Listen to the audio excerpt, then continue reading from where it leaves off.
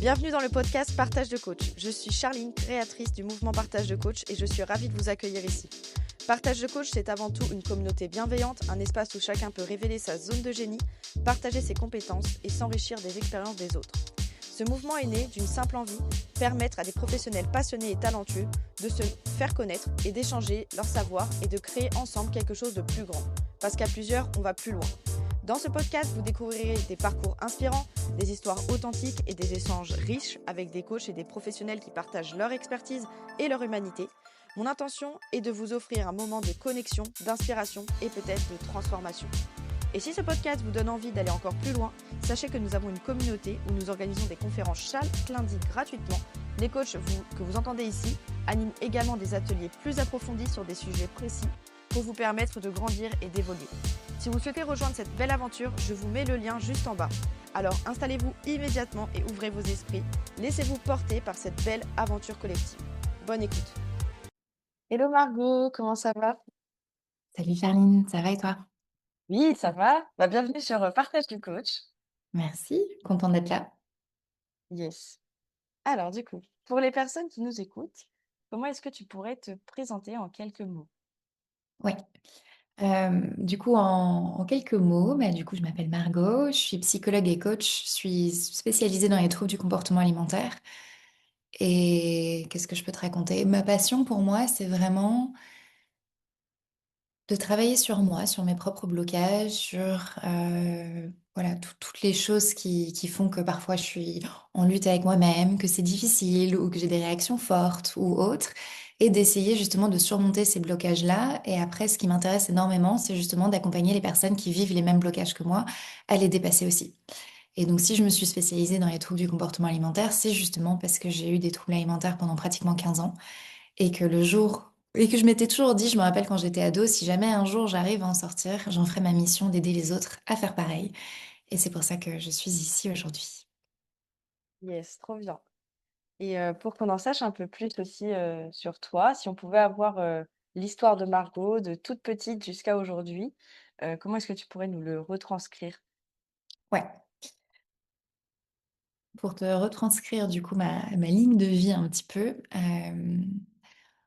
Très petite, j'étais déjà très timide, très réservée, j'osais jamais lever la main en classe, j'osais jamais parler aux gens. Tout me terrifiait un peu.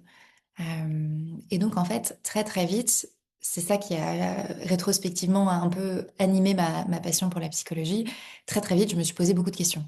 Pourquoi est-ce que les autres, ils arrivent à lever la main? Pourquoi les autres, ils arrivent à parler à des inconnus? Pourquoi est-ce que les autres, ils se sentent bien avec eux-mêmes? Et pourquoi tout est compliqué pour moi? Et je pense que du coup, toute cette réflexion sur la psychologie, sur le fonctionnement humain m'a vraiment passionnée. Et je me rappelle que quand j'étais petite, j'ai essayé d'en parler autour de moi, à ma famille, à poser des questions de pourquoi tu arrives à faire ça, comment tu fais, pourquoi les autres enfants ils sont comme ça et pas moi. Sauf que je pense que ma famille n'était pas très ouverte à ça initialement. Et donc, je pense que mes questions dérangeaient un petit peu. Et que j'avais souvent la réponse de parce que, point, c'est comme ça. Ce qui fait que du coup, très vite, je me suis plongée dans beaucoup de livres pour essayer de comprendre. Et puis très vite, je suis allée chercher de l'aide aussi. J'ai consulté des psychologues très jeunes pour essayer de comprendre pourquoi je suis comme ça et comment faire pour changer. Et donc, en fait, à partir de l'âge de quoi? De 7 ans, j'ai commencé à développer un trouble alimentaire parce que je viens d'une famille aussi qui a un idéal de la minceur qui est extrêmement fort, où en gros, la valeur d'une femme réside dans son physique, dans sa beauté, dans tout ça. Ce qui fait qu'à 7 ans, je voulais faire comme toutes les femmes de ma famille et donc je commençais à manger que de la salade, du Coca Zéro, des spéciales caves le matin. Et ce qui fait qu'en fait, très très vite, quand tu as 7 ans et que tu es en plein développement et que tu manges comme ça, euh, très très vite, tu commences à avoir des compulsions en fait. Ce qui fait que je rentrais chez moi et je dévalisais les placards. Et je me rappelle, j'avais vraiment honte et je m'en voulais. Je me disais, mais pourquoi moi je fais ça? Pourquoi ma mère elle fait pas ça? Doit y avoir un problème avec moi, je suis anormale. Et donc là, ça a vraiment débuté le début de mon trouble alimentaire qui aura duré pratiquement jusqu'à mes 22 ans, donc pratiquement 15 ans, où j'ai vraiment alterné en fait entre ces phases de vite, vite, faut que je fasse un régime, faut que je reprenne le contrôle, il faut que je mange parfaitement, sainement, et à me retrouver chez moi à juste dévaliser les placards et à manger en cachette tellement j'avais honte. Et comme je disais, bah, très vite, j'ai aussi posé des questions à ma famille de, mais tiens, maman, comment tu fais toi pour pas dévaliser le placard et tout ça? Mais en fait, les gens me donnaient un peu des réponses de, bah, t'as qu'à pas manger de chocolat, t'as qu'à, juste, il te faut plus de volonté, plus de discipline. Et, euh, et quand t'as l'impression de tout essayer pour manger sainement et que pour autant t'y arrives pas, d'entendre des phrases comme ça, bah, ça m'a un peu vraiment détruite parce que du coup, j'avais l'impression que c'était moi le problème, que c'était ma faute, que j'avais pas assez de volonté et de discipline. Et donc à ce moment-là, j'ai vraiment tout fait pour essayer de m'en sortir. Donc je suis allée voir des psychologues, des diététiciens, des coachs, des psychiatres, enfin tout ce que tu veux. Je suis même allée dans une clinique spécialisée pour troubles alimentaires quand j'avais 18 ans et que je faisais mes études au Canada, du coup, pour devenir psychologue. Parce que justement, en parallèle, enfin, comme je te disais, j'avais une vraie passion pour la psychologie, pour comprendre le fonctionnement humain, pourquoi je suis comme ça. Et en même temps, à côté, il y avait tout ce truc du trouble alimentaire et cette envie de changer, de transformer ça. Et tout ce fond aussi de mauvaise estime de soi, manque de confiance en soi. Donc, il y avait vraiment tout ce fond-là, en fait, qui a vraiment créé cette passion pour la psychologie, tu vois, et cette envie de me comprendre et de débloquer toutes ces choses-là. Ce qui fait que j'ai voulu faire des études de psychologie pour devenir psychologue. Mais en parallèle, voilà, l'idée aussi, je pense, consciente ou inconsciente, c'était je veux absolument trouver un moyen de sortir de mon trouble alimentaire. Et peut-être que les études de psycho pourraient m'aider à ça. Et je suis allée du coup dans cette clinique spécialisée en parallèle pour sortir de mon trouble alimentaire. Mais malgré tous mes efforts, même si tout ça m'a énormément apporté, m'a aidé à mieux me comprendre, à faire des liens, à avoir plus de compassion pour moi, plus d'amour pour moi, mon trouble alimentaire continuait vraiment à vivre sa vie. Je continuais à faire des compulsions tous les jours, voire plusieurs fois par jour. J'ai pris pratiquement 30 kilos et je me dégoûtais de plus en plus. Je me suis de plus en plus renfermée, de plus en plus isolée. Donc ça a vraiment été une période pas facile pour moi quand je suis partie faire mes études au Canada. Et à partir de ce moment-là, j'ai vraiment eu des formes de déclic, mais que ce soit vraiment moi par rapport à mon propre vécu. J'ai commencé à vraiment analyser mon comportement, comprendre ce qui bloquait, qu'est-ce que je faisais qui déclenchait ces compulsions-là. Et à travers un peu tous ces déclics que j'ai eus et certaines personnes que j'ai rencontrées aussi aux États-Unis ou certaines lectures que j'ai pu avoir, là, il y a vraiment un switch qui s'est opéré à l'intérieur de moi, qui fait que j'ai vraiment réussi à sortir de mon trouble alimentaire. Et en fait, je me rappelle, mais c'était tellement magique cette sensation d'en sortir de mais je pense plus à la nourriture tout le temps. Je me rappelle très bien que mon petit copain de l'époque, j'étais allée le voir en lui disant mais vous pensez à quoi toute la journée? C'est la première fois que je ne pense pas à la nourriture et mon corps toute la journée, mais c'est juste dingue, genre. Du coup, j'ai tout cet espace, mais je sais même pas ce que je vais pouvoir en faire. Euh, et ouais, de pouvoir te sentir mieux dans ton corps, donc pouvoir porter des vêtements que tu t'es jamais permis de mettre, de pouvoir manger tout, pouvoir partir avec des amis sans te préoccuper de la nourriture. Enfin, vraiment tout s'est transformé. Ça a été tellement magique qu'à ce moment-là, je me suis dit, mais Margot, en fait, il faut absolument que tu partages ton expérience aux autres parce que, comme je te disais, j'ai eu un trouble alimentaire pendant longtemps, j'ai cherché de l'aide, je suis allée voir des professionnels et pour autant, ça ne m'a pas aidée. Je me suis dit, mais il faut absolument que tu partages les étapes par lesquelles tu es passée pour pouvoir aider les autres à faire pareil. Euh, et c'est comme ça que j'en suis venue du coup à écrire mon livre qui s'appelle Foudez-vous la paix et que j'ai créé des programmes d'accompagnement. Et j'ai eu plein d'autres expériences en parallèle où j'ai travaillé à l'hôpital dans une unité troubles alimentaires. J'ai ouvert mon propre cabinet pour les troubles alimentaires. J'ai commencé à faire tout ça aussi en visio, enfin en ligne. Donc tous ces projets-là pour m'amener où j'en suis aujourd'hui. Mm. Voilà. Trop bien. Euh, Tu m'as parlé plein de choses. Alors, du coup, je vais essayer de rebondir après sur tout ça. Et juste pour qu'on voit un peu mieux aussi, niveau pro, tu as fait de la psychologie, tu as l'air d'avoir fait plein de choses pour que les gens Ouais. puissent comprendre. Quelles sont Ouais. les étapes que tu as pu suivre professionnellement parlant pour en arriver là où tu en es aujourd'hui? Ouais. Donc en fait, à la base, pour moi, je pensais vraiment même pas au métier de coach. Pour moi, on veut faire de la thérapie, on est psychologue, point. Je n'avais pas réfléchi plus loin. Donc du coup, j'ai fait des études pour devenir psychologue. Donc j'ai commencé par un bachelor à Montréal, à McGill, ça s'appelle un Bachelor of Arts, mais du coup qui est spécialisé dans la psychologie. Et puis après, je suis venue à Bordeaux pour faire un master en psychologie clinique. Euh, et après ça, du coup, je suis partie m'installer à Bruxelles où j'ai travaillé en tant que psychologue dans une unité spécialisée pour les troubles du comportement alimentaire. À côté, j'avais travaillé en libéral aussi dans un centre pour les troubles alimentaires. Puis après, j'ai ouvert mon propre cabinet. Et puis maintenant, je suis à 100% en ligne. Donc ça, en gros, c'est un peu le chemin que j'ai fait. Mais en parallèle, ce que j'ai remarqué dans mes études de psychologie, c'est que déjà, ok, on t'apprend vraiment à reconnaître les pathologies chez les personnes, mais en fait, on t'apprend pas du tout à faire de la thérapie. Et donc, le jour où j'ai été diplômée et que j'ai fini mon master, je me suis dit, mais aïe, aïe, aïe, comment je vais faire pour faire des séances avec les gens parce que je me sens pas du tout équipée. Et donc, à ce moment-là, je me suis dit, pourquoi pas le coaching en fait? Parce qu'il y avait ce côté pratique qui me parlait énormément. Et donc, j'ai commencé à me former au coaching. Mais dans cette première école de coaching que j'ai faite, les formateurs insistaient sur le fait que, en tant que psychologue, on traite le passé et en tant que coach, on traite que le présent, futur. Et donc, même si on pourrait dire, bon bah voilà, mes deux casquettes pouvaient être complémentaires, je sais pas pourquoi, dans ma tête, j'arrivais pas à connecter tout ensemble. Et donc, à la fin de cette école de coaching, même si j'ai adoré cette école, je me suis dit, bon, bah, je vais rester psy et je vais utiliser quelques outils de coaching, tu vois. Et en parallèle, donc moi, comme je te disais, j'étais en train de me soigner de mon trouble alimentaire, enfin, je m'étais soignée de mon trouble alimentaire. Et comme je savais que je voulais me spécialiser dans les troubles alimentaires, je me suis dit, mais tiens, il faut absolument que je connaisse les méthodes les plus validées scientifiquement pour pouvoir accompagner les personnes sur les troubles alimentaires. Donc, je me suis formée à la CBT, à la FBT, enfin vraiment les thérapies les plus reconnues pour les troubles alimentaires. C'était les thérapies aussi qu'on mettait en application quand je travaillais à l'hôpital. Et en fait, ce qui a été vraiment un peu un choc pour moi, c'est de me dire, mais ces méthodes-là, et en plus je les mettais en application à l'hôpital, ok, il y a des trucs super intéressants, mais en fait, elles ne soignent pas complètement les gens. Tu vois, elles allègent leurs symptômes, elles leur permettent d'aller un peu mieux, mais ça les guérit pas à 100%. Et donc c'est pour ça qu'aussi j'ai créé ma propre méthode et que je me suis éloignée de ça, parce que je me suis dit, mais finalement, c'est pas parce que quelque chose est validé scientifiquement que pour autant ça veut dire que c'est la meilleure méthode qui existe. Et donc j'en suis venue en fait à créer ma propre méthode à côté. Et en parallèle, le coaching continue un peu à me titiller et donc j'ai continué à faire d'autres formations de coaching, je veux dire.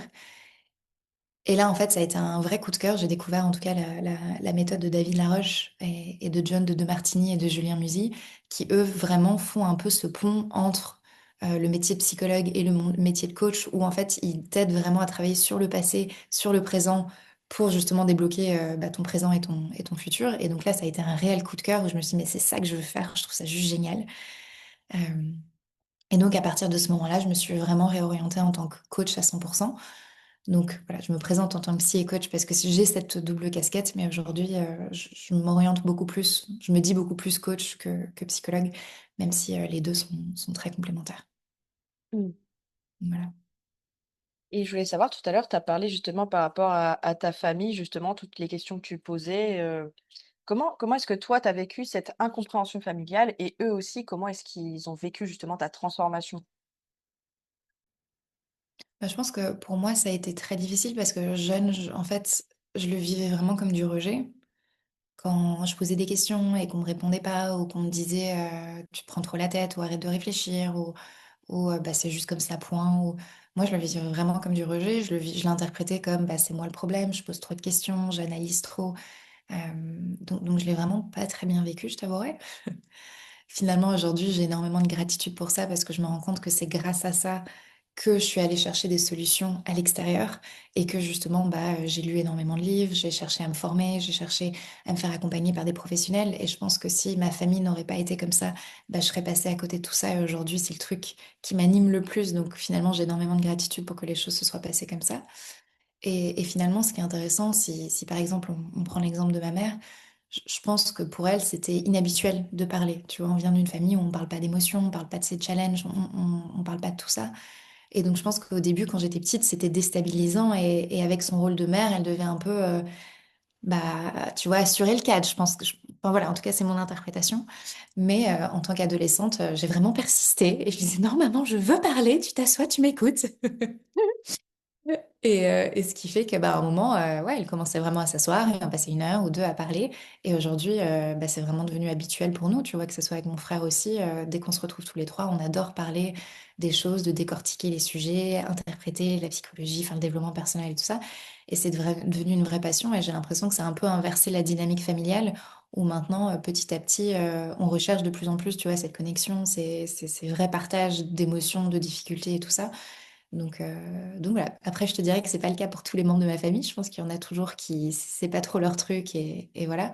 Mais Mais je pense qu'il y en a qui, en tout cas ma mère, du coup, ça a réveillé un truc en elle, tu vois, qui l'anime beaucoup. Et par rapport à mon trouble alimentaire, je t'avouerais que ça, c'est quelque chose qui a été difficile pour moi. Parce que quand je suis sortie de mon trouble alimentaire, je me suis dit, mais en fait, l'avant-après est tellement flagrant, tu vois, j'ai tellement fait la paix avec la nourriture. Finalement, je suis arrivée à mon poids d'équilibre. Enfin, j'ai l'impression d'être tellement libre. Mais pourquoi est-ce que tout le monde autour de moi ne me demande pas comment j'ai fait? Mmh.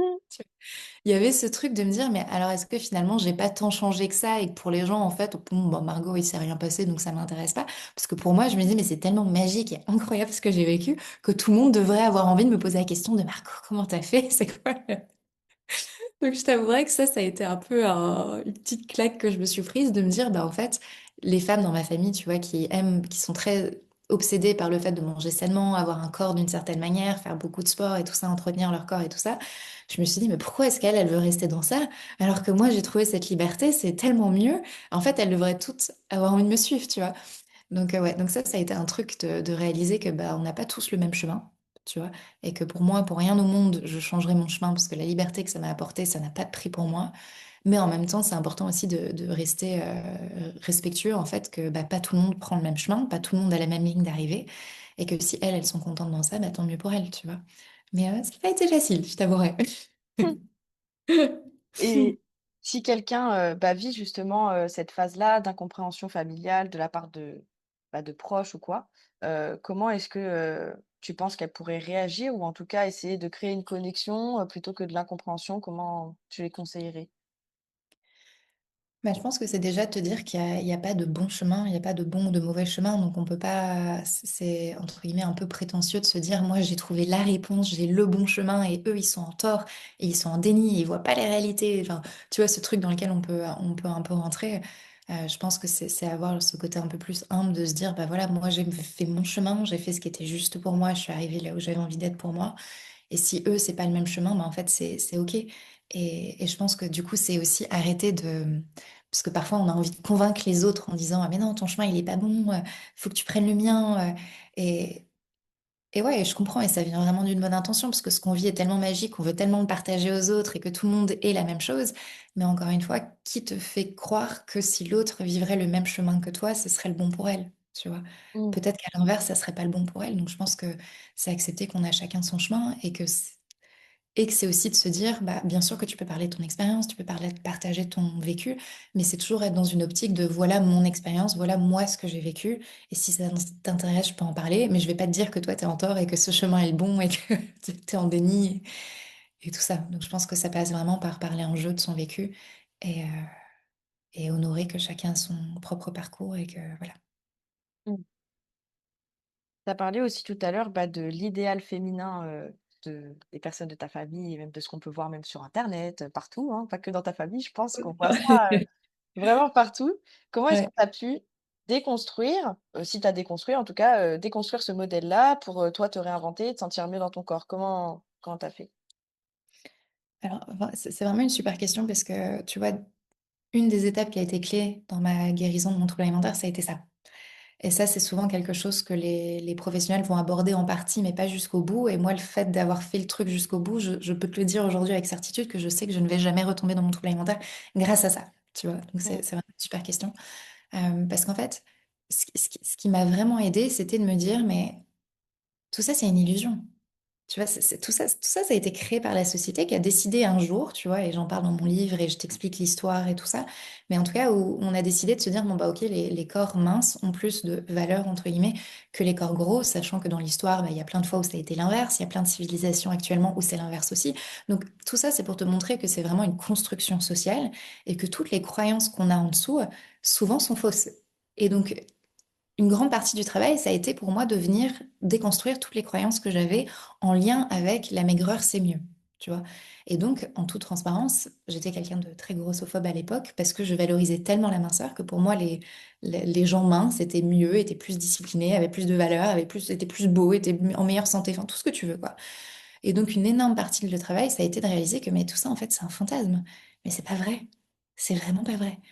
Et c'est de venir trouver des preuves dans ton quotidien de personnes grosses qui sont magnifiques, des personnes grosses qui ont des relations super épanouissantes, des personnes grosses qui sont en parfaite santé, des personnes grosses qui courent des marathons, parce que bien sûr que ça existe et que tout ça, c'est une construction sociale, c'est pas du tout vrai.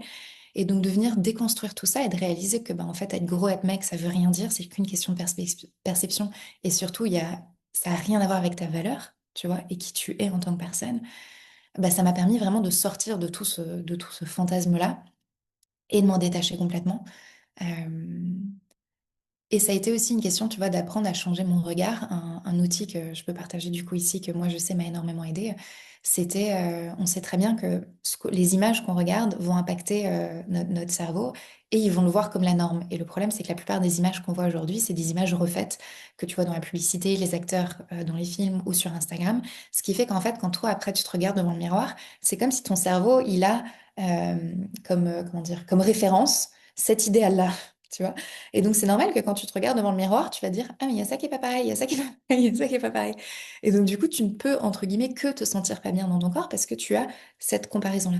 Et donc, pour réapprendre à ton cerveau qu'est-ce que la norme et qu'est-ce que la réalité, bah, ça a été vraiment de me montrer des images. Et je passais vraiment 5 ou 10 minutes tous les jours à regarder sur Instagram de corps de femmes normales qui n'étaient pas retouchées, qui avaient toutes les formes possibles, toutes les variations possibles. Et en fait, à force d'avoir fait ça, il y a plein d'études qui montrent, et je l'ai vécu moi-même et mes clientes le vivent aussi, que si tu fais ça tous les jours pendant au moins 2, 3 semaines, que tu vois que ton regard change vraiment et comment tu te regardes devant le miroir, ça change aussi. Et donc, ça permet d'être beaucoup plus réaliste, de voir la réalité en face et de voir ton corps tel qu'il est réellement. Donc, plein de choses comme ça que j'ai mis en place, mais en tous les cas, c'est vraiment déjà déconstruire toutes ces croyances dans notre système qu'on nous inculque depuis longtemps. Et, euh, et ça m'a vraiment permis de me libérer. Mmh. Et qu'est-ce que tu dirais à quelqu'un qui, dirait: «Oui, mais bah, le corps, il est pas fait pour être gros, on n'est pas fait pour être obèse et cetera». Qu'est-ce que tu dirais? Je te dirais déjà que il y a, tu vas toujours trouver des gens dans les extrêmes. Tu vois, par exemple, il y a une patiente que j'ai accompagnée qui physiquement a un IMC, mais je crois à 16. Bon, bien que je suis un peu contre l'IMC, mais beaucoup de personnes savent ce que c'est, donc l'indice de masse corporelle. En tout cas, qui physiquement était très, très, très, très maigre. Ce qui fait qu'en fait, très vite, les gens autour d'elle, les médecins, étaient convaincus qu'elle souffrait d'anorexie. Du coup, on l'a forcée à l'internaliser quand elle était adolescente dans un centre pour troubles alimentaires, juste sur base de son poids, alors qu'elle était en parfaite santé, alors qu'elle n'avait pas du tout de troubles alimentaires, mais parce que juste dans notre conscience collective, quand tu ressembles de l'extérieur à quelqu'un qui est un petit peu squelettique, tout de suite on parle d'anorexie, tu vois. Alors qu'en fait, elle était en parfaite santé. Donc, que ce soit cet extrême-là ou à l'opposé, certaines personnes qui sont obèses, il y en a qui sont en parfaite santé et qui sont faits pour être comme ça. Sauf qu'on parle d'un très très faible pourcentage. Ok?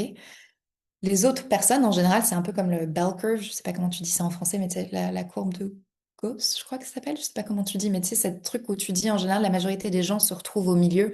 Par exemple, je sais pas si tu prends la taille, la pointure de chaussure, la majorité des gens sont peut-être entre 37 et 42, tu vois, tu vas retrouver peut-être 70% des gens là-dedans, et bien sûr que tu vas trouver des gens qui ont une taille, je sais pas, 34 peut-être, et des tailles, et des gens qui ont aussi une pointure 50. Bah, c'est un peu pareil avec notre poids, tu vas toujours retrouver des... On n'est pas tous faits pour être au milieu, ça c'est déjà une fausse croyance. On n'est pas tous faits pour avoir un IMC entre 20 et 25. Euh, donc il y a ce côté extrême. Mais la seule chose que j'ai envie d'insister par contre, c'est que en ayant déconstruit tout ce truc de la grossophobie, de l'idéal de la minceur et tout ça, bah, en fait ça m'a permis de perdre 17 kilos, tu vois, et de plus les reprendre en 6 ans. Parce que les personnes, ils pensent que s'ils déconstruisent ça, une peur qu'ils ont, c'est ah mais du coup j'en ai plus rien à foutre, je mange tout ce que je veux, je vais prendre encore plus de poids et ça va être cata. Mais en fait, la réalité, c'est que c'est vraiment exactement l'inverse qui se passe. Puisque tu t'enlèves cette pression, puisque tu t'enlèves ce truc conditionnel de je suis acceptable, aimable qu'à un certain poids, tu t'enlèves tout ce stress, toute cette pression-là, ce qui fait que ça apaise complètement ta relation à ton corps, à la nourriture, ce qui fait qu'en fait, ça te permet d'arriver à ton poids d'équilibre, ce qui fait qu'en fait, limite, on enlève le problème, tu vois. Moi, je pense qu'aujourd'hui, on a autant de troubles alimentaires et de problèmes de poids parce qu'on a cette obsession avec la minceur et c'est pas l'inverse. C'est pas parce que le poids a monté que du coup, on a commencé à vouloir faire des régimes et tout ça pour contrôler tout ça. Pour moi, c'est l'inverse. Il y avait l'idéal de la minceur, on a commencé à faire des régimes et là, les poids ne font qu'augmenter avec le temps et s'empirer avec le temps. Enfin, à partir du moment que j'ai commencé les régimes, j'ai pris 30 kilos au final, à force de tellement faire le yo-yo. Alors qu'aujourd'hui, j'ai lâché tout ça, j'en ai perdu 17 et je suis super stable et je suis arrivée à mon poids d'équilibre, tu vois. Mmh. Ça, c'est ce que je te répondrais en tout cas par rapport à si les personnes ont cette croyance, en tout cas par rapport à l'obésité, tout ça. Mmh. Et tu as parlé tout à l'heure aussi de, quand tu as fait des études, tu avais appris à reconnaître les pathologies, mais pas forcément à faire la thérapie. C'est quoi le parallèle que tu as pu voir, en fait, dans ton vécu entre, bah, reconnaître une pathologie et faire une thérapie? Si tu avais des choses à nous partager à ce sujet? Bah, en fait, en toute transparence, je me suis rendu compte que la psychologie, donc comme tu le sais, il y a la bible psychiatrique qui s'appelle le DSM, où en fait, dedans, tu vas retrouver tous les troubles, mentaux et tu vas avoir, donc pour chaque trouble, par exemple, si tu prends l'anorexie, tu auras certains critères, tu vois? Et si tu coches un certain nombre de critères, bah, ça veut dire que, OK, oui, tu souffres d'anorexie, OK? Et je pourrais plus te dire exactement, mais je sais plus si aujourd'hui on a 400 ou 500 troubles différents, mais en fait, chaque fois qu'ils font une nouvelle version de ce livre-là, il y a de plus en plus de troubles diagnostiqués. Donc, en soi, je trouve ça intéressant, tu vois, d'avoir ces étiquettes parce que parfois ça peut nous aider en disant, OK, mais là j'ai un trouble alimentaire, tu vois, c'est un vrai truc, c'est pas que moi. Enfin, je pense que parfois il y a du bon, tu vois, dans ça, mais parfois le prix à payer là-dedans, c'est qu'on vient aussi pathologiser des choses qui sont parfois juste normales et comment dire, je pense que parfois, en tant que psychologue, tu vas mettre des étiquettes et tu vas dire à la personne, bon bah voilà, tu souffres de dépression, tu souffres d'anxiété généralisée, et voilà, donc il y a cette thérapie TCC par exemple qui pourra t'aider à en sortir. Mais ce que la psychologie parfois ne prend pas suffisamment en compte, c'est mais qui est cette personne? C'est quoi ce qui l'anime dans la vie? Qu'est-ce qui fait qu'elle est tombée en dépression? C'est quoi l'utilité qu'elle soit tombée dans cette dépression? Qu'est-ce que ça vient nourrir chez elle? Qu'est-ce que ça lui apporte? Tu vois? On vient tout de suite dire, ah mais c'est une maladie, c'est un problème. Tu vois, on voit pas aussi parfois qu'il y a un avantage. Enfin, il y a un avantage à tomber dans les troubles alimentaires, il y a des avantages à tomber dans la dépression. Et je trouve que c'est justement ce que le coaching m'a apporté, c'était de me dire, enfin j'aime beaucoup cet exercice qu'on nous propose en coaching, de se dire, en fait là je suis comme un alien, tu vois, qui vient d'arriver sur Terre et je ne sais rien de rien et je viens juste poser des questions, tu vois, de, ah bah tiens, pour toi, c'est important de faire une taille 36. Ah bon, bah pourquoi? Ah bah tu dis que t'es en meilleure santé. Ah bon, bah comment tu le sais? Enfin, tu vois, c'est un peu poser toutes ces questions-là qu'on nous apprend pas du tout à poser finalement en tant que psychologue, parce qu'en tant que psychologue, on va juste dire, ah bah oui, bah c'est normal, en effet, oui, tu as un problème, ah bah oui. Enfin, on va un peu plus affirmer des choses, alors que dans le coaching, on va vraiment essayer de comprendre ce qui se passe. Euh, Avant, comme je te disais, donc je faisais une analyse, je me disais, OK, cette personne, elle souffre de X, X, Y pathologie. Et après, je regardais dans mes livres quelle est la thérapie la plus adaptée, tu vois. Et puis après, je mettais un protocole que j'appliquais en place avec mes patients. Et c'était souvent en général orienté thérapie cognitive et comportementale, donc la TCC, parce que justement, tu as souvent des protocoles qui existent en disant, bah voilà, pour telle pathologie, tu mets en place ce protocole-là. Et donc, il y avait quelque chose de très rassurant pour moi au début, tu vois. Donc, c'est pour ça que j'ai lu beaucoup. Je me suis aussi formée, tu vois, à l'EMDR, à l'IFS, à beaucoup de thérapies différentes parce que je voulais justement savoir quoi faire face à quelle pathologie. Mais justement, quand j'ai découvert le monde du coaching, bah, c'était de me dire, attends, avant de te lancer dans tout ça, juste attends, essaye de comprendre vraiment cette personne. Qui elle est, quel est le sens qu'elle est tombée dans ça, pourquoi, qu'est-ce que ça vient nourrir chez elle, qu'est-ce que ça lui apporte, tu vois, et de prendre ce temps-là d'abord et après, tu vois, de mettre en place quelque chose qui peut aider la personne à en sortir. Euh, Ouais, je pense que Oui. c'est ce que ça m'a vraiment apporté. En gros, si j'ai bien compris, c'est, quelque part à travers, bah, des connaissances quelque part généralisées sous avec des cases, des catégories et cetera qui sont très importantes en fait sous une certaine forme. C'est d'après aussi savoir individualiser dans la généralisation. Voilà, C'est ça que j'ai bien compris? totalement. Et tu as parlé justement, je me suis dit: «Ça peut tiquer pour des personnes qui soit vivent des troubles alimentaires, soit sont en dépression». Quand tu as parlé davantage de dépression, davantage dans le fait d'avoir des troubles alimentaires, selon toi, bah, quels sont les avantages? Parce que ceux qui le vivent, je pense qu'ils en voient pas les choses entendent. Donc du coup, si tu pouvais, nous expliquer cette notion pour que les personnes puissent voir aussi ce que tu vois? Ouais, bien sûr. Hem, Bah, en fait, par exemple, là, si on prend l'anorexie, j'ai envie de te dire, il y a énormément d'avantages à souffrir d'anorexie.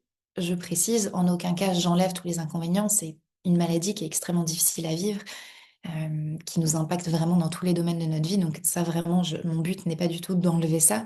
C'est juste de réaliser, de voir la réalité en face, que oui, il y a tout ça, et en même temps, il y a aussi des avantages. Et donc, dans l'anorexie, bah, pour l'avoir vécu pendant pratiquement 8 mois, quand j'étais plus jeune, bah, tu as une sensation de surpuissance. Pour quelqu'un qui avait une mauvaise estime de soi, de tomber dans l'anorexie, moi, il y avait ce truc de j'avais l'impression de ah bah moi, j'arrive à me contrôler mieux que les autres, moi, j'arrive à faire attention, moi, j'arrive à être plus maigre, j'arrive à faire du sport, j'arrive à être disciplinée. Et donc, en fait, ça venait d'une certaine manière indirectement nourrir mon ego, nourrir mon estime de moi. Alors qu'à ce moment-là, je me sentais mais comme la plus grosse des merdes, tu vois. Donc, d'une certaine manière, à ce moment-là, quelqu'un m'aurait dit, Margot, enfin, et d'ailleurs, on me l'a dit, tu souffres d'anorexie, va falloir que tu remanges et que tu arrêtes tout ça. Mais je l'ai regardé, je me dis, mais jamais de la vie en fait. Parce que là, ce que ça m'apporte a beaucoup trop de valeur à mes yeux. Et donc, je suis prête à payer le prix de l'anorexie pour en avoir, tu vois, tous les avantages. Euh, et si on prend la dépression, parce que du coup, j'ai souffert aussi de dépression quand j'étais au Canada, quand je faisais mes études et que je me suis complètement renfermée chez moi, bah, tu vois, un des énormes avantages que j'ai eu pendant cette période-là où je sortais plus du tout de mon appartement, je parlais plus du tout à personne et tout ça, euh, bah, c'est que déjà, j'étais en sécurité. Tu vois, le monde extérieur me faisait tellement peur et rien que parler à quelqu'un dans la rue, de marcher dans la rue, tout me paraissait mais insurmontable. Ben, le fait d'être chez moi, même si ça me faisait souffrir, que je me sentais mal, que j'avais de la honte, de la culpabilité, tout ça, ben, c'était quand même sécurisant. J'affrontais pas mes peurs. Ça me permettait aussi de m'analyser, de continuer, moi qui ai une passion pour la psychologie, d'essayer de comprendre pourquoi je suis comme ça, comment je peux faire pour en sortir. Du coup, je lisais énormément de livres, je regardais beaucoup de blogs. Enfin, en tout cas, il y a toujours avantage, inconvénient à vivre tout. Mm. Et ce Et qui est intéressant, c'est qu'il n'y a pas des, comment dire, c'est pas des avantages et inconvénients qui s'appliquent à tout le monde. Je pense que c'est intéressant que la personne se pose la question de quel est l'avantage pour moi de vivre ça? Qu'est-ce que ça vient nourrir chez moi? Qu'est-ce que ça me coûte aussi pour vraiment voir une réalité, voir la réalité en face.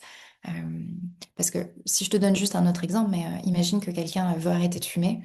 Bah, au début, tu vas dire, bah, il y a que des inconvénients, tu pues la cigarette, ça coûte cher, enfin voilà, c'est une addiction, enfin voilà, tout ce que tu veux. Mais en fait, il y a plein d'avantages à fumer. Et si tu prends pas le temps de les voir, tu vas essayer d'arrêter de fumer sans prendre en compte que tu vas perdre ces avantages en arrêtant. Et donc, ça va être très difficile. Et donc, tu risques de rechuter très facilement. Alors que si tu penses à, mais tiens, c'est quoi les avantages? Bah tiens, en fait, j'ai de l'anxiété sociale quand je sors le soir. C'est le seul moment où j'arrive à parler avec des gens. Parce que tu vois, ce truc de, ah bah tiens, est-ce que t'as un briquet? Est-ce que t'as une cigarette? En fait, c'est con, mais il y a plein de gens qui vont te dire que ça, c'est le meilleur moment de la soirée. Ils ont les meilleures discussions, surtout tu vois quelqu'un comme moi qui adore les discussions profondes, c'est mon moment préféré. Donc, ok, je veux bien arrêter de fumer, mais en fait, si ça, tu m'enlèves ça, bah, chaque fois que je vais être en soirée, je risque de rechuter parce que ça va être très difficile.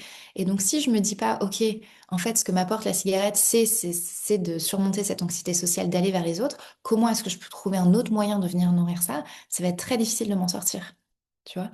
Donc, c'est un peu dans la même idée que ce soit pour l'anorexie ou la dépression ou toutes les autres choses. Tu as parlé de la dépression justement. Toi, comment est-ce que tu t'en es sortie? Qu'est-ce qui a fait que tu es tombée en dépression, globalement? Ok. Parce que pour moi, enfin, j'ai toujours été pratiquement déprimée depuis mes 15 ans. Parce que justement, je me sentais tellement mal dans mon corps, tellement mal dans ma peau. Mon trouble alimentaire était super fort. J'avais l'impression d'être anormale, d'être cassée. Pourquoi je faisais autant de compulsions? Pourquoi les gens autour de moi ne me comprenaient pas? Pourquoi même les professionnels que je voyais, j'arrivais pas à m'en sortir? Donc, il y avait vraiment ce truc de bah, j'ai l'impression d'être nulle en fait et voilà, valoir pas grand-chose. Et du coup, je m'imaginais que les autres, bah, ils voudraient pas me parler, que je suis pas intéressante, que je dérange les gens, que ce qui fait que bah, je me repliais de plus en plus sur moi-même. J'ai même enfin, voilà, fait des tentatives de suicide. J'étais super suicidaire à ce moment-là parce que la détresse est tellement forte que tu te dis, mais en fait, le seul moyen d'arrêter tout ça, c'est de plus être là. Et je me rappelle que du coup, quand j'ai fait mes études au Canada, là, ça a été encore pire. Je me suis encore plus renfermée. Enfin, je crois j'ai passé pratiquement 2 mois chez moi sans sortir du tout. Je me faisais livrer pour même pas aller sortir faire les courses tellement je trouvais ça, c'était trop difficile. Et en fait, à ce moment-là, j'ai eu un peu comme une forme de déclic où je me disais, mais Margot, là, en fait, ta vie, elle vaut vraiment pas la peine d'être vécue. Enfin, t'es toute seule, tu parles à personne. Je me rappelle, à ce moment-là, la seule personne à qui je parlais, c'était ma mère qui était en Suisse. Et je l'appelais peut-être, je sais pas, une fois tous les 3 jours. Et que c'était la seule fois que j'entendais ma voix et que ça me surprenait, tu vois, parce que je parlais tellement à personne. Qu'en fait, à ce moment-là, je me suis dit, mais bah, enfin, là, cette fois-ci, tu essayes de pas te rater. Soit, en fait, si tu continues à vivre, il faut que tu te dises, enfin, il faut que tu trouves une bonne raison, quoi. Faut que ta vie ait un sens, parce que là, ça n'a pas de sens de passer 15 heures par jour, enfin, 15 heures par jour sur ton canapé juste à regarder des séries et tout ça. Et donc à ce moment-là, je me suis dit, ok, mais si je décide de vivre, ça serait pourquoi? Et donc à ce moment-là, je me suis connectée à, ouais, mais j'ai vraiment envie d'aider les gens en fait. J'ai vraiment envie de devenir psychologue, j'ai vraiment envie de pouvoir aider les gens. Euh, et à ce moment-là, je me suis dit, mais Margot, comment tu vas réussir à aider les gens si en fait, tu n'arrives même pas à sortir de chez toi, tu vois? Et donc à ce moment-là, ça a été comme un peu un driver qui a été super fort, où à partir de ce moment-là, à chaque fois que je me disais, pense à tes futures passions, le simple fait de me dire cette phrase-là, ça crée comme un feu à l'intérieur de moi qui fait que bah, du coup, je passais à l'action. Et donc petit à petit, j'ai affronté mes peurs et donc j'ai appris à sortir de chez moi, mais vraiment étape par étape. C'est-à-dire que déjà, pour te donner une idée, je sortais juste de mon appartement pour marcher dans le couloir. Parce que déjà, ça, c'était un challenge pour moi, tu vois. Mm. Et donc, parfois, on se met des montagnes tellement hautes et donc, du coup, on n'y arrive pas. Et que là, je me serais dit, bah, sors à une soirée et va parler à des inconnus, mais ça aurait été mission impossible. Je serais revenue dans ma cave, tu vois. Et donc, je commençais vraiment par, ok, je sors dans le couloir. Après, le lendemain, ok, je sors en bas de l'immeuble, je remonte, ok. Puis après, je traverse la rue. Enfin, tu vois, c'était vraiment étape par étape. Et en fait, ça paraît simple et insignifiant, sauf que 2 ans plus tard, bah, j'ai animé un cours de yoga devant 100 personnes. J'avais pratiquement plus cette anxiété sociale. Je pouvais m'habiller comme je voulais. J'avais plus mon trouble alimentaire. Enfin, tout s'est pratiquement transformé dans ma vie.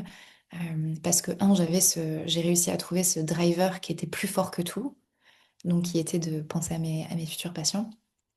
Et le deuxième truc en parallèle, c'est que je pense que bah, j'ai fait étape par étape, tu vois. Donc je te dirais, ça, c'est vraiment les deux choses qui m'ont aidé à sortir de ma dépression. Mm. T'as fait ça toute seule ou tu as été accompagnée aussi en parallèle? À ce moment-là, je voyais encore des psychologues. Donc j'ai été accompagnée dans le sens que bah, je voyais, à l'époque, c'était aussi beaucoup des psychanalyses. Donc on faisait beaucoup une analyse où tu parles un peu pendant 1 heure et l'autre personne ne dit pas grand-chose. Euh, où je pense que ça me permettait de comprendre mon histoire, mon passé et tout ça, je te dirais que j'ai pas eu l'impression d'avoir vraiment vu un lien. Peut-être que oui, à force de mieux me comprendre, ça a impacté le reste et c'est fort possible.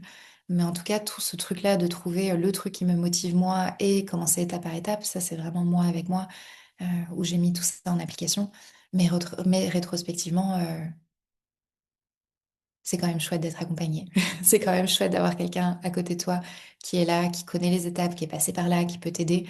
Euh, je trouve que ça a énormément de valeur aussi, tu vois. Mm.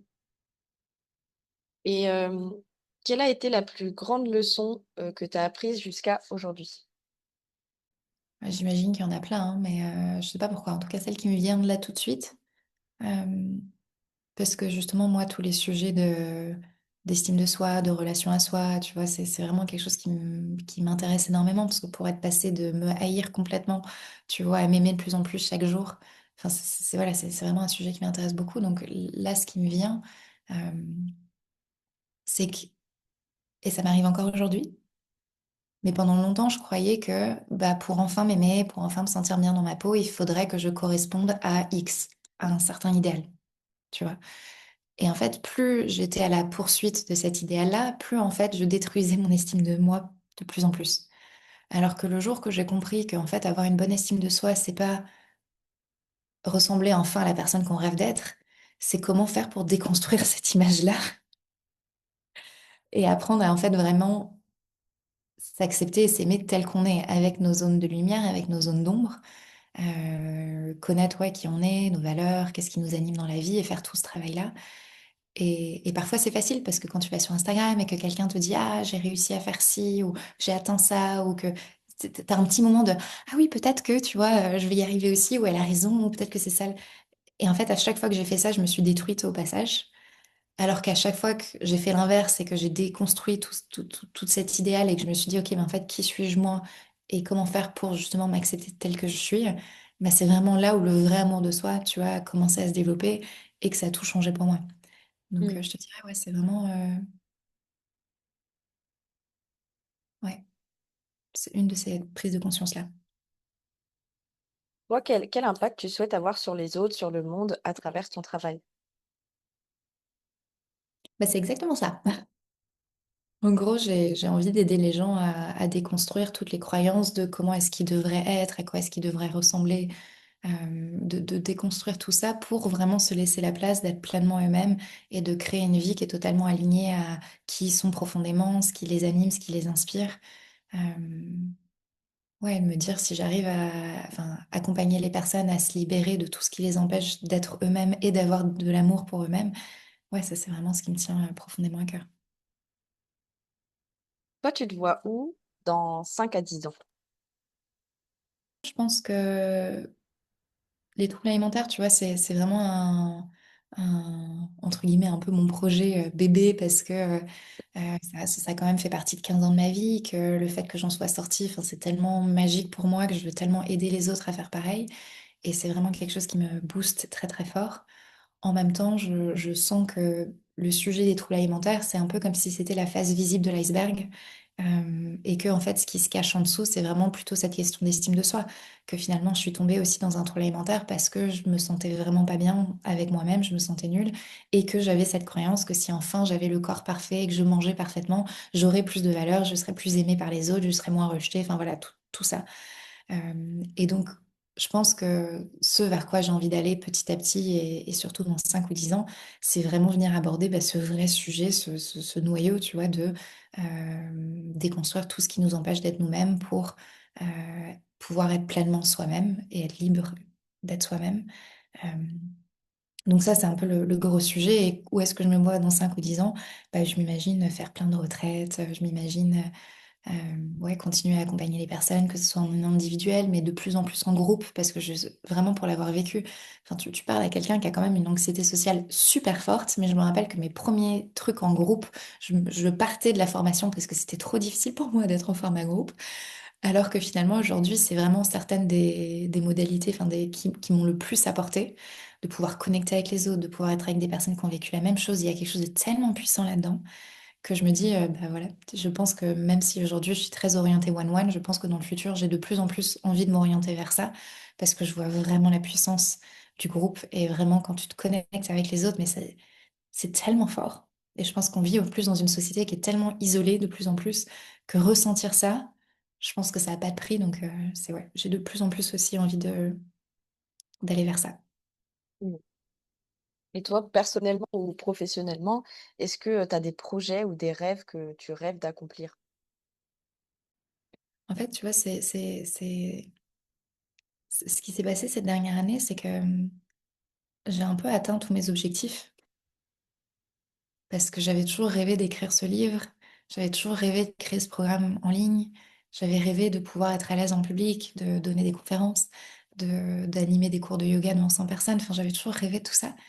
Et c'est intéressant parce que c'est quand tu vois en fait que l'année dernière, quand j'ai coché toutes les cases, tu vois, tout ce que je m'étais mis comme objectif,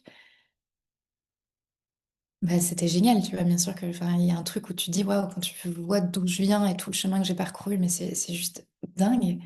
Mais en fait, j'avais pas réfléchi à l'après. Tu vois, je me suis dit, ok, mais what next? Et en fait, cette dernière année a été super difficile pour moi. J'ai vécu une grosse période de perte de sens, de perte de direction, parce que finalement, j'avais atteint tous mes objectifs et je savais pas trop me dire, mais ok, mais qu'est-ce qu'on fait maintenant, tu vois? Vers quoi on va? Et comme je te disais, ce qui a été difficile pour moi aussi, c'est que les troubles alimentaires, c'est vraiment mon sujet bébé et tout ça. Mais en même temps, à un moment, quand tu es sorti de là et ça fait 7 ans que c'est un sujet où toi, ça te parle plus du tout parce que t'es plus du tout dedans, ça m'a vraiment nourri, tu vois, pendant 7 ans d'accompagner les gens à en sortir et tout. Mais il y a ce truc aussi où maintenant, bah, je sens que j'aspire aussi à changer de sujet petit à petit, tu vois, incorporer de plus en plus de sujets autour de l'estime de soi. Et donc, c'est intéressant parce que j'ai vu que ça a impacté, tu vois, ma manière de communiquer sur les réseaux sociaux, ma manière d'interagir avec les gens. Tu vois, j'ai senti qu'il y a eu un peu ce flou qui s'est, comment dire, instauré chez moi, mais aussi, du coup, dans ma manière de communiquer, du coup, chez les autres qui me suivaient aussi. Donc là, je t'avouerai, je suis encore un petit peu dans cette phase-là. J'ai quand même des nouvelles directions, comme là, je viens de te dire, ce sujet d'estime de soi, d'amour de soi, et tout ça. Mais vraiment des rêves, bah, je te dis, enfin, mais c'est le pouvoir de tout le travail que j'ai fait qui est tellement dingue, c'est que j'ai atteint pratiquement la majorité de mes rêves, tu vois. Enfin, je me suis mariée, j'ai fait un tour du monde en plus, j'ai écrit mon livre, enfin, c'est juste dingue le pouvoir de trouver ce qui est important pour toi, pour vraiment appuyer sur le bouton pour te faire réaliser tes rêves, que là, je pense que j'ai vraiment besoin d'une phase où je me pose vraiment et que je me dis, ok, mais c'est quoi maintenant les 10 prochaines années, vers quoi on va? Je sais juste pour l'instant que j'ai très envie d'aller vers l'estime de soi et l'amour de soi. Je sais que j'ai envie d'aller vers le format groupe de plus en plus. Donc ça, je te dirais que pour l'instant, c'est mes nouveaux rêves qui sont en train de se concrétiser petit à petit. En tout cas, Et il y a un truc aussi, ça c'est vrai auquel je pense de plus en plus qui m'animerait énormément. Je rêve un jour de créer un centre justement pour animer des retraites, des choses en groupe. Et donc l'idée, ça serait de créer cette structure pour que moi-même, je puisse créer mes propres événements. Mais l'idée, ça serait aussi de pouvoir inviter d'autres personnes à créer leurs événements dans ce lieu-là. Euh, Parce que finalement, je me suis rendu compte que ça permettrait d'animer les deux choses qui sont plus importantes pour moi, qui est un, l'apprentissage. Donc, si je fais venir des gens chez moi, bah, c'est trop bien parce que du coup, je pourrais être participante et apprendre de plus en plus de choses. Et ça, ça me fait vibrer, mais tellement. Et en plus, bah, je pourrais aussi avoir cette partie transmission où moi-même, tu vois, je pourrais animer des retraites, des choses en groupe comme j'ai l'intention de faire. Donc, c'est vrai que j'ai ce projet-là aussi qui petit à petit prend forme. Donc, euh, donc voilà. Mm. Et on dirait en tout cas que tu as une forme de force pour passer à l'action, de feu à l'intérieur de toi pour passer à l'action. Et il y a beaucoup d'entrepreneurs aussi bah, qui ont un feu mais qui n'arrivent pas à passer à l'action. D'après toi, quel conseil tu pourrais donner? Qu'est-ce que tu pourrais dire à quelqu'un qui a vraiment envie bah, de développer son activité, potentiellement écrire un livre, faire plein de trucs, mais qui n'arrive pas à shifter pour passer à l'action comme tu as pu le faire? Donc, en tout cas, c'est quand tu te connectes à ce feu intérieur, c'est vraiment te connecter à ton pourquoi, tu vois, vraiment le truc qui va vraiment te driver. Euh, je pense que c'est important de vraiment trouver la formulation qui va venir vraiment résonner, qui va tout de suite venir déclencher de l'émotion en toi. Je pense que ça, c'est important. Euh, En tout cas, moi, je sais que le truc qui m'a personnellement le plus aidé, c'était, tu vois, quand j'ai écrit mon livre. Je pense pas que j'en aurais été capable toute seule. Je suis tout de suite allée voir une coach qui aide justement les écrivains à bah, construire leur livre de A à Z. Mais, et ça, c'est juste magique pour moi, tu vois. Et donc, il y a plein de trucs comme ça où en fait, de plus en plus, je vais demander de l'aide, je vais trouver des coachs pour m'aider parce que c'est à partir du moment que tu prends un coach pour ton livre et que tu sais que tu as un rendez-vous dans 2 semaines et tu sais qu'elle attend le premier chapitre, tu vois. Bah, au final, tu l'écris le premier chapitre, tu vois. Alors que je pense que ça aurait été beaucoup plus difficile pour moi de le faire toute seule. Donc, je pense vraiment de se faire accompagner pour justement bah, voir quelqu'un qui est là, qui t'aide à avancer. Et après, je pense que c'est bah, affronter toutes les peurs. Tu vois, c'est intéressant parce que récemment, je me suis posé la question sur quelque chose en me disant, on on se pose souvent la question de, quand on a peur d'avancer, de ah mais tiens, n'aie pas peur, bah voilà, si les autres te rejettent, si tu fais pas de vente, si X, Y, bah ça va aller, ça ira, enfin tu vois, tout ce truc-là. Mais en fait, un truc que j'ai découvert chez moi aussi, et que peut-être que certaines personnes pourraient explorer si ça leur parle, c'est qu'en fait, je me suis rendu compte que j'avais beaucoup plus peur de réussir que de rater. Ouais, bienvenue au club. Oui, voilà, c'est ça. Je pense que je suis pas la seule, mais ça a été vraiment important pour moi de le conscientiser, de voir, mais en fait, quelles sont toutes les peurs que j'ai si je réussis. Et tu vois, d'une certaine manière, puisque je viens, si on revient avec mon environnement familial, puisque je viens d'une famille qui a construit des énormes entreprises, qui ont vraiment une énorme réussite et tout ça financière, euh, je pense qu'il y a une partie de moi, en fait, que j'avais pas vue, qui avait terriblement peur que si jamais je fais pareil, si jamais j'arrive, tu vois, à créer un énorme business ou autre, ou à gagner beaucoup d'argent, ben en fait, j'avais peur de devenir comme eux et de recréer ce que j'avais vécu étant petite. Tu vois, cette forme de rejet, de me sentir seule, de m'isoler un peu dans ma grande tour, dans ma cage dorée, alors que finalement, à ces moments-là, je me suis jamais sentie aussi mal et aussi seule. Euh, et donc, je pense que j'avais terriblement peur de recréer ça. Donc ça, c'était super intéressant pour moi de venir déconstruire ça en me disant, ben, en quoi, en fait, si jamais tu réussis, ça peut te permettre aussi d'être encore plus authentique dans ta vie, de vivre une vie qui est encore plus alignée à qui tu es vraiment. Je sais que ça m'a beaucoup aidé. Donc je pense ouais, vraiment avoir quelqu'un qui a un regard extérieur qui peut peut-être t'aider à voir où est-ce que ça bloque, euh, aussi pour t'aider à avancer. Mmh. Est-ce que tu aurais quelques livres, méthodes ou pratiques qui t'ont impacté et que tu aimerais recommander, partager? Personnellement, honnêtement, tu m'aurais posé la question avant que je me lance 100% en tant que coach. On a eu cette conversation il y a un an ou deux. Euh, je t'aurais vraiment pas répondu à la même chose. J'aurais une énorme liste. Je t'aurais donné la liste. Je t'aurais dit, mais ça pour les troubles alimentaires, ça pour la dépression, ça. Tu vas voir, c'est trop bien. Enfin voilà, tout ça.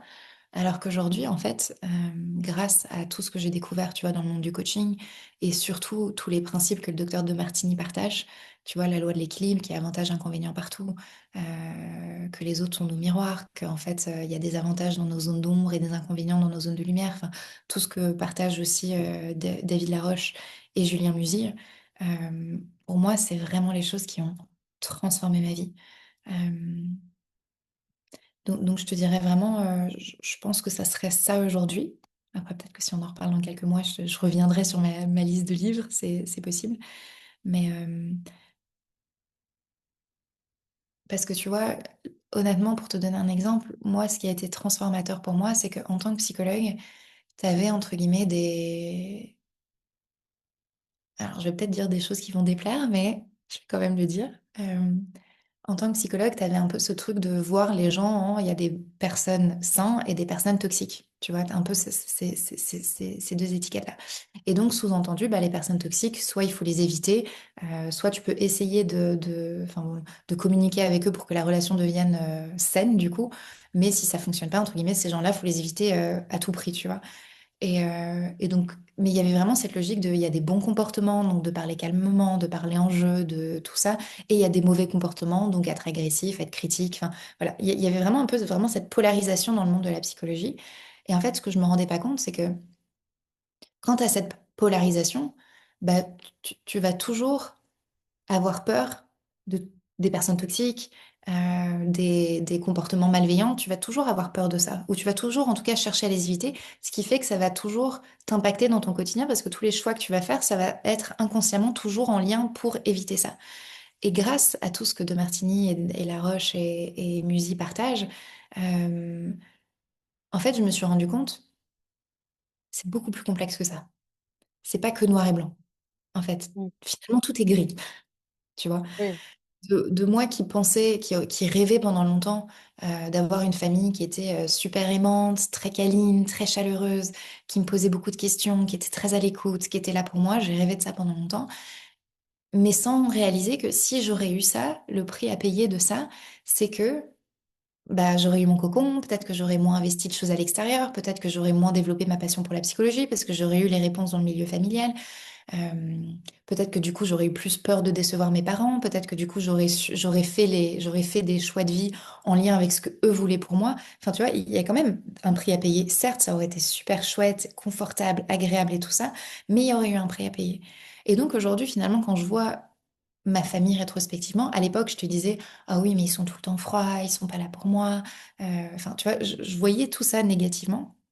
Alors qu'aujourd'hui, je me dis, ouais, mais en même temps, grâce à ça, j'ai appris à me développer, je suis super indépendante, j'ai développé ma passion pour la psychologie, et finalement, aujourd'hui, pour rien au monde, je voudrais changer ça, tu Mm. vois.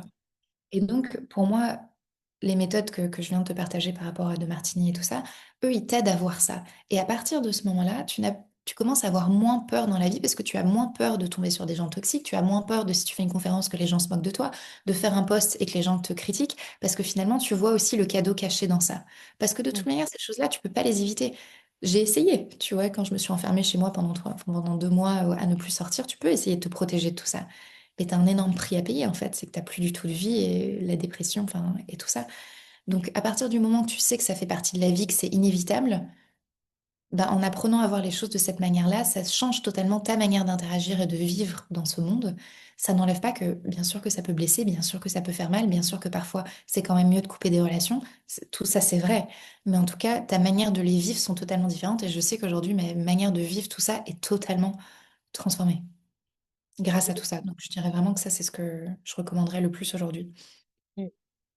Même tu as parlé justement, bah, c'est des comportements toxiques et des «bonnes personnes» et cetera entre guillemets et moi je le vois très bien, dans les relations. Il y a certaines personnes avec qui, elles vont être en relation et on va pouvoir voir qu'une certaine personne a des comportements toxiques dans cette relation et dans une autre relation, il y aura plus ces comportements-là. Donc c'est vraiment réactionnel, c'est un système en fait qui joue ensemble. Je suis totalement d'accord avec toi, vraiment. Tu peux pas, enfin, je trouve qu'on peut pas mettre une étiquette en disant cette personne elle est 100% toxique. Tu vois, ça dépend comme tu dis, de l'interaction entre deux personnes, de l'environnement, du contexte, de énormément de choses. Mais encore une fois, ça n'empêche pas, j'insiste là-dessus, ça veut pas dire que du coup, on vit dans un monde bisounours, que tout le monde est gentil, on doit être ami avec tout le monde et tout ça. Mmh. C'est attention de pas tomber dans ce revers-là non plus, tu vois? Mais c'est juste, en tout cas, quand tu vois qu'il y a un cadeau caché dans tout, en tout cas, tu vis les choses de manière totalement différente et ça, c'est vraiment magique. Oui, oui, voilà. Après, de toute façon, dans tout ce qu'on dit ici, il y a aussi des nuances selon les sujets, les trucs. Là, on est vraiment dans le partage comme ça, mais si on discutait de certains sujets, certaines pathologies, il y aurait certainement d'autres nuances à mettre, mais Oui, globalement, c'est ça l'idée. exactement. Et Tu fais bien de le préciser. si tu pouvais revenir en arrière, est-ce qu'il y aurait quelque chose que tu ferais différemment? Je pense que tu vois, d'une certaine manière, quand tu réfléchis à cette question, tu pourrais dire oui et tu pourrais penser à plein de petites choses en disant, bah, je sais pas, par exemple, moins douter de moi, avoir plus confiance en moi, avoir moins peur, aller plus vers les autres. Enfin, tu vois, je pourrais te répondre tout ça. Mais en même temps, tu vois, toutes mes expériences de vie m'ont amenée où je suis aujourd'hui et j'ai énormément de reconnaissance pour ça, tu vois.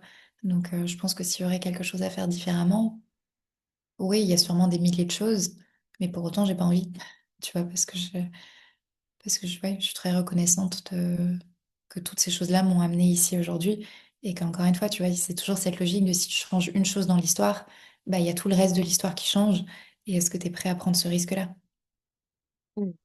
Et J'adore comme poser cette question. Tout le monde a des réponses différentes. c'est vrai. Et là, qu'est-ce qui te rend le plus fier aujourd'hui? Bah, ce qui me rend le plus fière, c'est vraiment ça, tu vois? Quand je me vois, hem, dans mon appartement en train de faire mes compulsions, au Canada et de pas sortir de chez moi et avoir peur de tout et que je vois que justement quelques années après, bah, j'ai réussi à réaliser mes rêves et à affronter mes peurs et à tout ça. Ouais, je pense que ça, c'est vraiment le truc dont j'ai le plus fière et qui me touche le plus profondément, vraiment. Là, du coup, il reste juste ma dernière question et après on pourra quitter l'interview. Mais je veux savoir si tu aurais un message ou une réflexion que tu souhaiterais partager pour conclure, ça serait quoi? Bah, ça rejoint un peu vraiment, ce que tu me disais, la question que tu m'as posée tout à l'heure. Moi, je pense que le message que j'ai vraiment profondément envie de transmettre aux gens, c'est, si tu te sens mal dans ta peau ou dans ton corps ou avec toi-même ou tout ça, si tu pas une très bonne estime de soi ou autre, c'est d'arrêter de croire que des choses extérieures vont en fait t'aider à trouver ta valeur intérieure, que si, j'ai tel boulot, si j'ai tel corps, si j'ai telle petite amie, si j'ai tout ce que tu veux, tel vêtement, tel machin, que ouais, ça va tu vas te sentir bien, mais ça va être éphémère et que si tu veux vraiment te sentir mieux dans ta peau et dans ton corps et avec toi-même, bah, c'est vraiment venir apprendre à te connaître, voir qui tu es vraiment, qu'est-ce qui te fait vibrer, quelle est ta zone de génie, tu vois? Toutes ces choses-là et aussi, bah, voir quelles sont tes zones de lumière et tes zones d'ombre et ouais, déconstruire tout ce fantasme-là que tu penses: «Si j'atteins ça, je serai enfin bien», mais en fait, c'est un fantasme, vraiment. Je peux te Mmh. dire, j'ai couru après ce truc pendant longtemps, hein, je peux te dire, je me suis bien brûlée.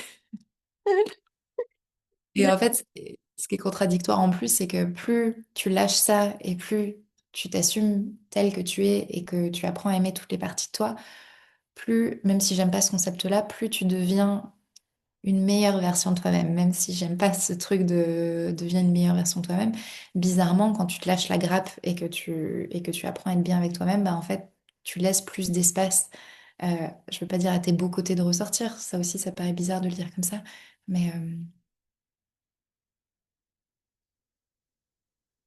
comme je te disais, plus j'ai décidé de lâcher prise au niveau alimentation et sur mon corps et faire la paix avec la nourriture et mon corps, bah, au final, plus je me suis sentie complètement libre avec la nourriture, j'ai pu finalement retrouver un comportement alimentaire qui était normal, manger à ma faim, arrêter quand j'ai plus faim, perdre 17 kilos et jamais les reprendre en 6 ans parce que je me suis enfin lâché les râpes et je me suis enfin donné l'espace d'être pleinement moi-même, tu vois?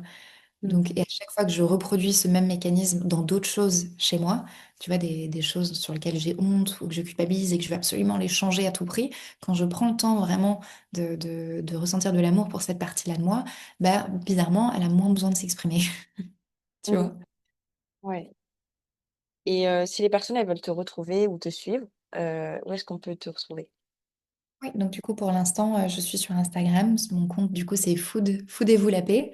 Donc Foodez comme foutez-vous, mais en food. Foodez-vous la paix. Euh, voilà, pour l'instant, je suis principalement sur les réseaux, sur Instagram et bientôt, il y aura un podcast et plein d'autres choses que j'ai envie de créer, mais voilà. OK, je mettrai tout ça de toute façon dans la description pour, que vous puissiez cliquer directement.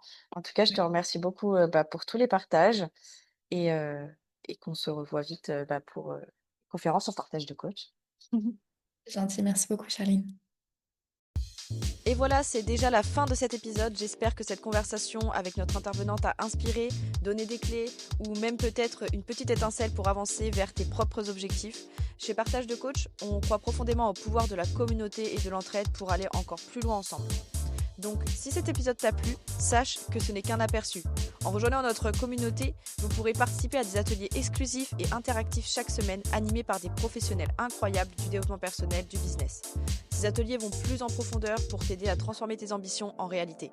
Alors, si tu veux continuer l'aventure avec nous, je t'invite à cliquer sur le lien dans la description pour nous rejoindre. Partage cette opportunité autour de toi, parce qu'ensemble, on peut accomplir de grandes choses.